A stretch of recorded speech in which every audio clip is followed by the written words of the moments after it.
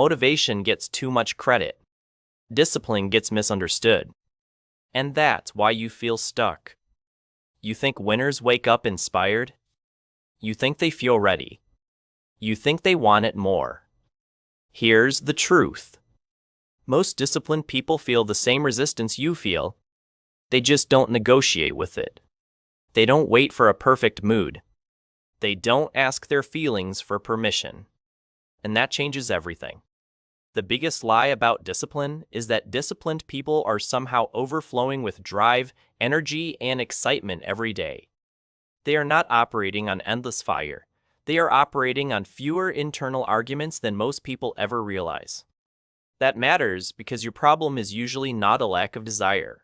Your problem is the space between intention and action. You know what to do in theory, but the moment arrives and your mind starts offering delays, excuses, and softer options. Disciplined people hear that voice too. They just stop treating every thought like a command. That is the shift most people miss. Motivation is emotional weather, but discipline is built like architecture. Weather changes by the hour. Architecture stays standing when the mood inside the room changes.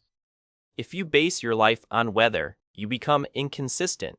If you base it on structure, you become reliable. And reliable people usually look unstoppable from the outside. But inside, they are often just following a system. They don't magically love every workout. They don't feel thrilled by every early morning repetition or boring responsibility. They simply decided that discomfort is not a good enough reason to abandon the person they are building. That decision sounds small when you hear it.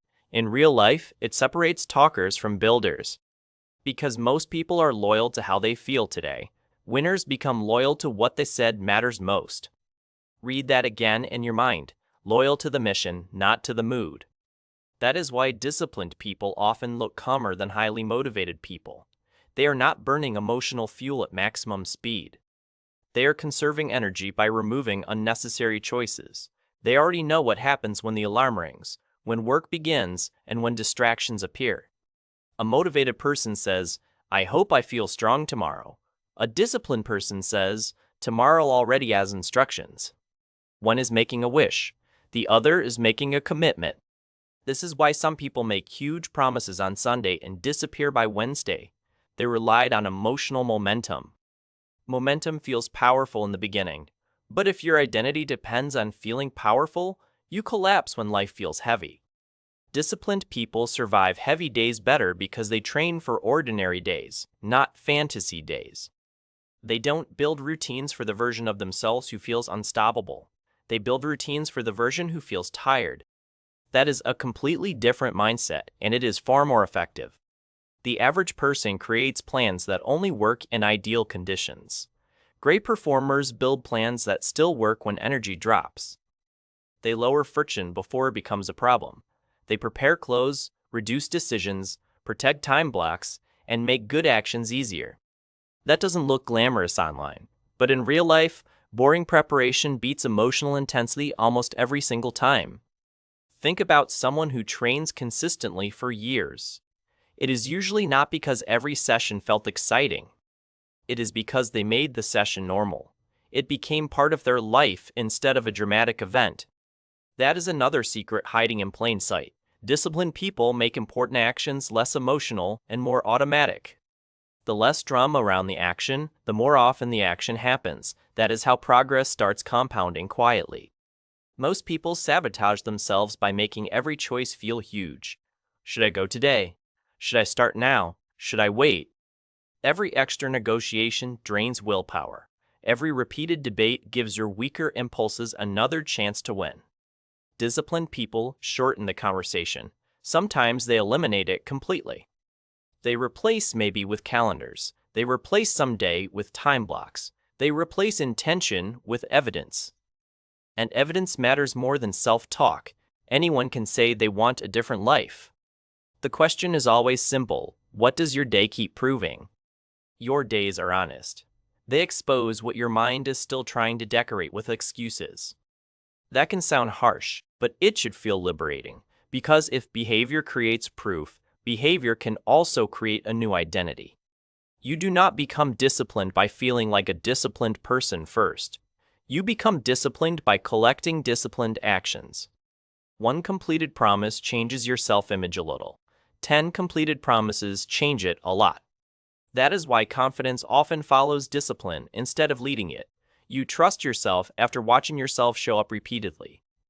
A lot of people are waiting to believe in themselves before they act. Winners act long enough to earn belief. That is not fake confidence. That is built confidence.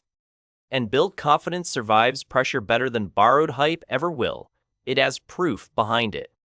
Now let's kill another myth. People think disciplined individuals have stronger personalities, but often they simply protect weaker moments better. They know they are human. They know stress, ego, fatigue, loneliness, and distraction can distort judgment. So they stop pretending self-control should be tested every hour. They design environments that make slipping harder and progress simpler. They keep junk farther away. They keep their phone off the table. They block distracting apps. They pre-plan meals. That is not weakness. That is wisdom. A smart builder doesn't brag about resisting temptation all day. A smart builder removes temptation before the battle begins. Your environment is either carrying your goals or carrying your excuses. There is no neutral setup for long. If your room, schedule, notifications, and habits all support distraction, motivation will lose more often than you think. But if your environment supports action, even average energy can produce excellent consistency. That is the power of design. Disciplined people understand something painful but useful. The future is usually decided by tiny repeated moments, not dramatic breakthroughs. It is the extra 15 minutes of focused work, the walk you almost skipped, the message you sent instead of avoiding, the page you read, the money you didn't waste, the sleep you protected, the promise you kept. Those moments rarely feel legendary when they happen, but they build legendary outcomes over time. That is why disciplined people can seem ordinary up close. Their power is hidden inside repetition. And repetition is not exciting to the lazy mind. The lazy mind wants novelty, intensity, and immediate evidence. But real growth is usually quiet first. Roots grow before the tree gets applause. This is where many people quit too early. They mistake invisible progress for no progress. They do the right thing for 4 days and feel annoyed that life still looks the same. Then they abandon the process. Disciplined people expect the delay. They know results are often late, but never random. If the inputs are real, the outputs are forming, maybe slowly, maybe silently, but they are forming. That mindset protects patience, and patience protects consistency. You do not need to be excited for the process to be working. You need to be honest enough to stay with it. Here's what winners do differently. They stop asking whether the task feels inspiring and start asking whether the task matters. That question changes everything because it pulls you out of emotion and back into values. Does this matter to the life you said you want? If yes, do it with dignity. Not with drama, not with self-pity, not with 10 speeches to yourself before you begin. Just start clean.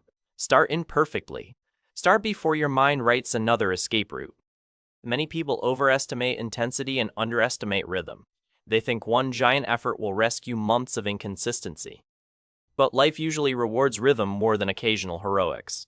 A steady pace beats a chaotic sprint followed by silence. Disciplined people master rhythm.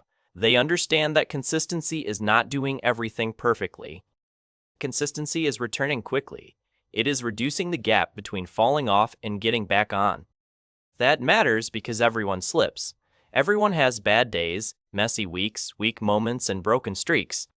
The difference is that undisciplined people turn one miss into an identity crisis. Disciplined people treat one miss like data. They adjust, they return, they continue.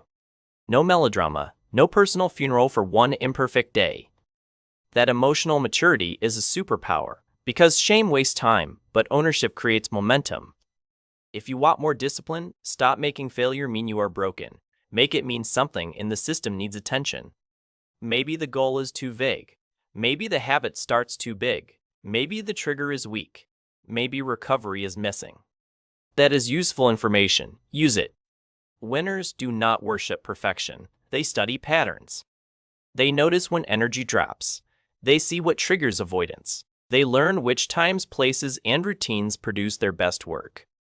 That makes discipline practical instead of mystical.